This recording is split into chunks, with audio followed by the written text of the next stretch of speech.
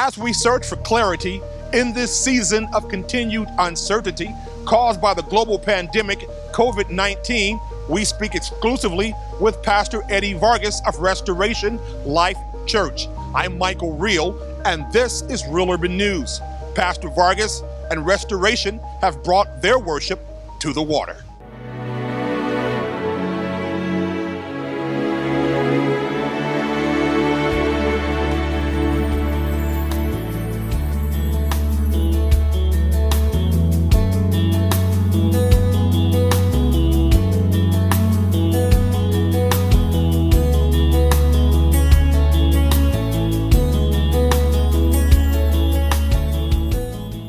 Pastor, what a brilliant idea with the Pacific Ocean as your backdrop, bringing your worship to water. How'd you come up with this? Really, the reality is that we wanted to worship outside of the walls of our church, and we just felt like, the building is not the church, the people are the church. And so wherever the church is, that's where the people are. And so people could be at the mall and the church is at the mall. People could be at the beach and the church is at the beach. And so we figured, you know what? In 2020, the church has left the building. Let's go to the beach and let's worship Jesus together. And what has been the reception? Predominantly, really well. People love being here at the beach, and it's a little bit, a lot easier to do that because, you got the sand, you've got the ocean, you got fresh air, and people aren't as freaked out about what's taking place in the quarantine, right? Sure. Yeah, being in the building. Here, you're a little bit more freedom, fresh air, the Southern California beauty kind of engulfs the spirit. Yeah, just coming together just to worship God in the midst of His creation is one of the most beautiful things that you can do. And the reality is, it's not just our church either.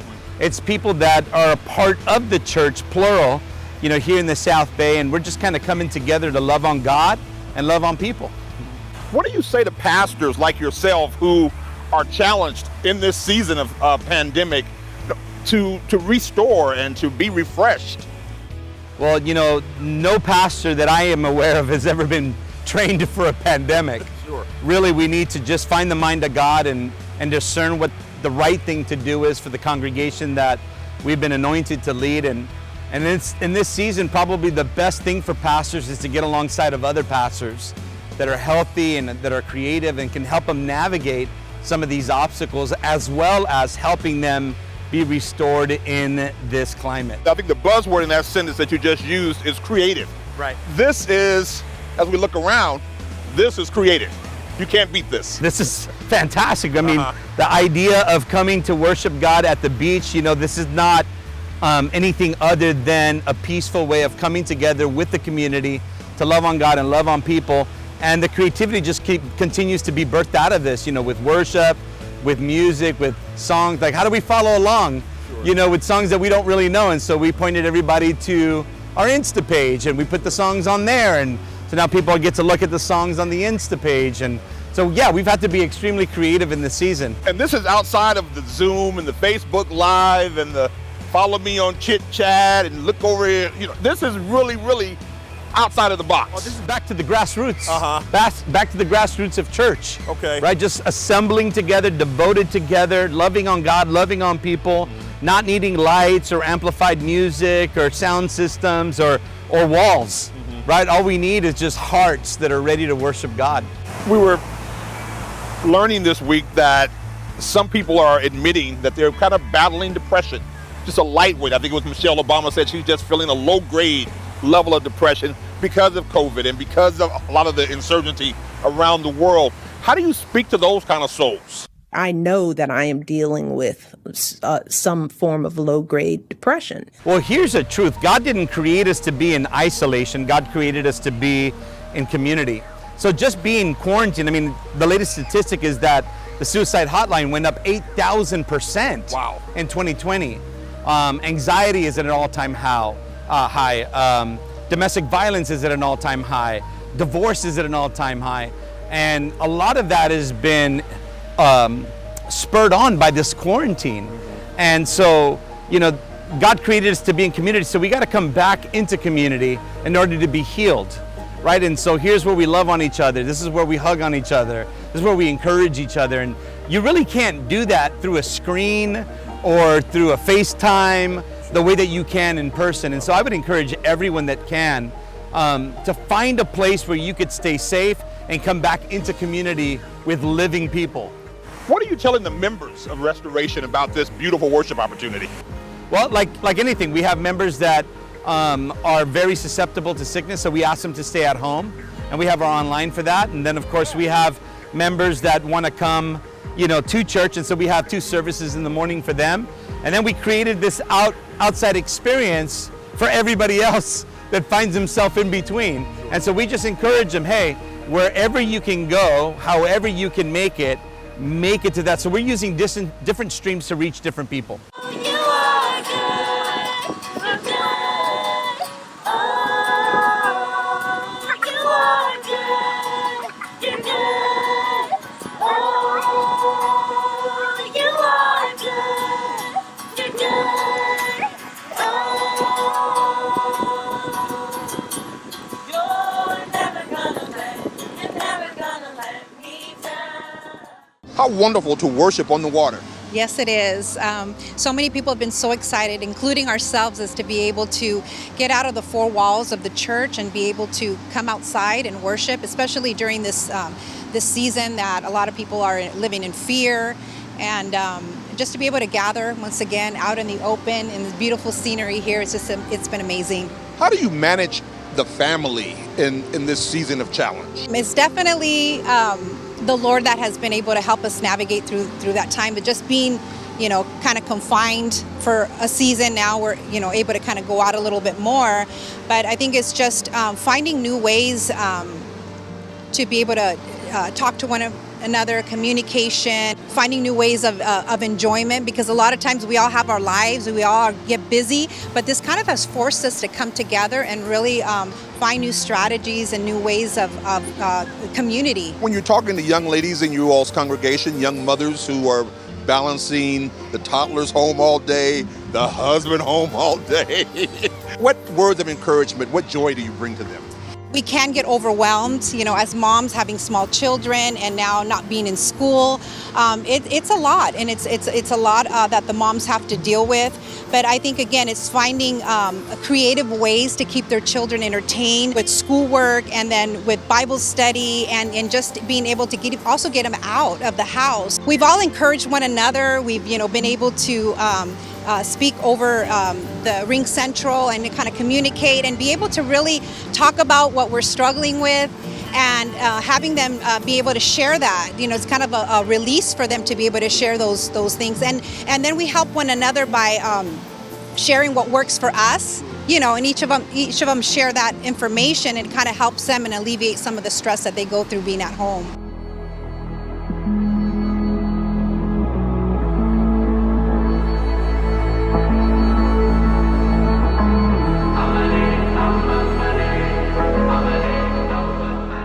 What was the service like last week here on the Pacific Ocean? Super awesome, man. We had baptisms, we had worship, we had Pastor Eddie bring a amazing word, and I think one of my favorite things about it was just seeing different church communities and different people from different walks of life all coming together, especially with all the nonsense that's going on right now. This is really proving that we are the church and that we're not limited to a 4-wall building. I've heard that term all day, church without walls. This is your second time attending worship on the water. How did it make you feel last week? That was great. Just, like he said, everyone coming together. We are the church, so the walls to me don't matter. I love there's multiple churches that are here just kind of meeting, and seeing baptisms. Even the cops rolled up and they were giving us a comforting word like, hey guys, keep going. What do you say to your friends and your colleagues who are challenged by this current quarantine? I would say be kind to each other.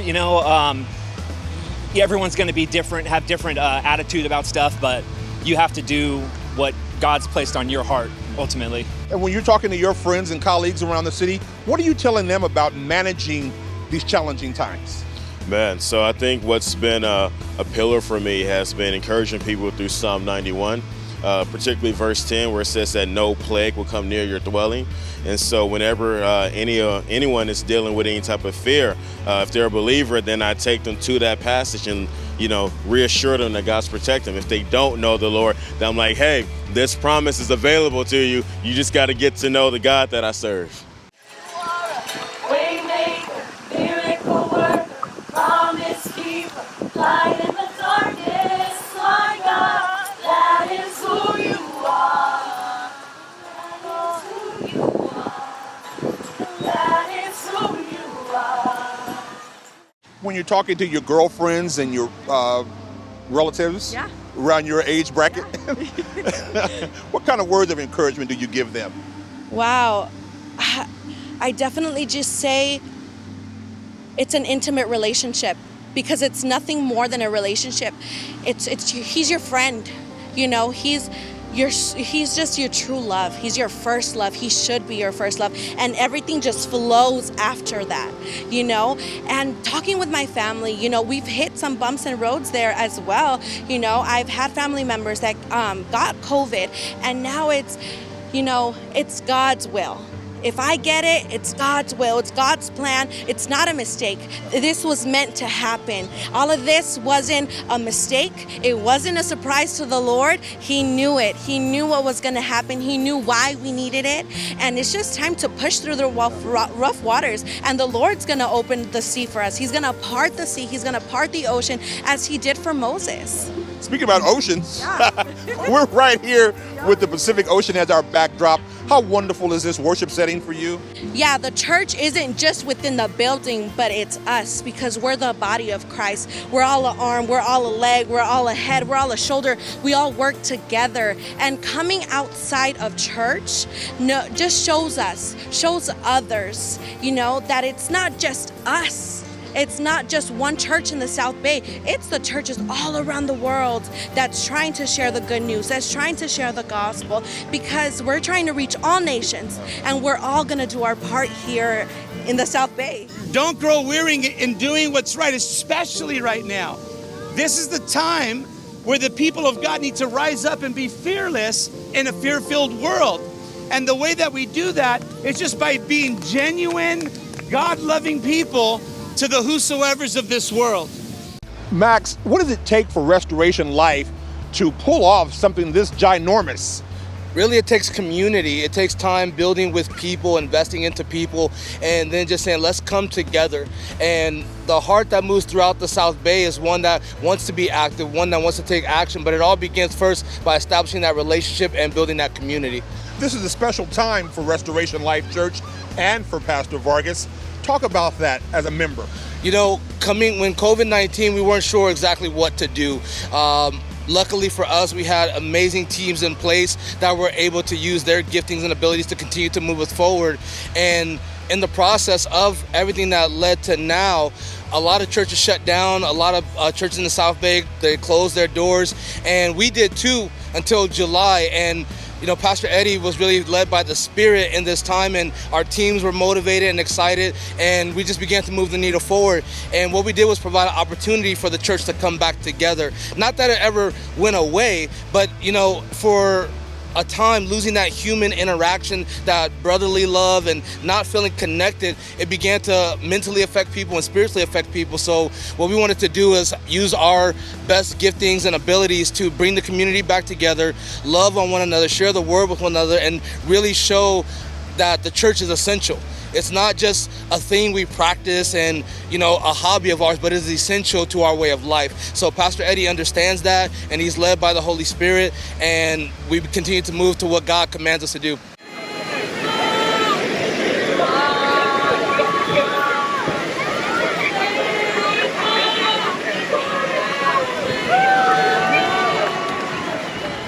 And where else can you go to be restored, like going to Restoration Life here at the Pacific Ocean?